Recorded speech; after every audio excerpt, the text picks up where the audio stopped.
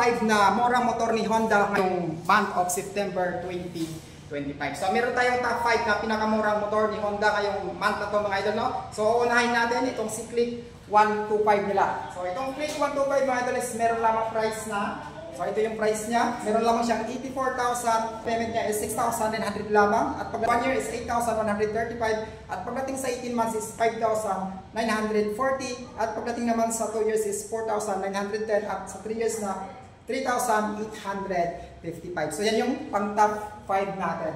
Para naman sa top 4 natin mga idol, no? So dito si Honda TMX 150 na Supremo. So meron lang siyang price na out ng 80,800 pesos. Tapos yung down niya naman is 8,900. Tapos pagdating sa 1 year niya is 7,740. At sa 18 months niya naman is 5,670. 2 years na 4,675. At sa 36 months na 3,670. So kung naghahanap ka ng Supremo mga idol, na ulitin natin, available dito sa Honda Kalilangan Bukidnon branch.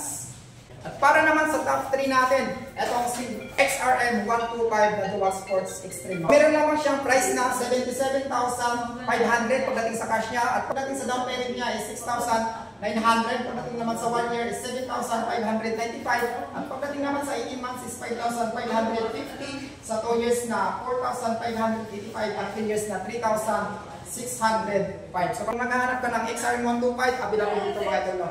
Para sa top 2 natin na pinakamurang motor ni Honda ngayong buwan na to, itong si Honda RSX 110 mga idol.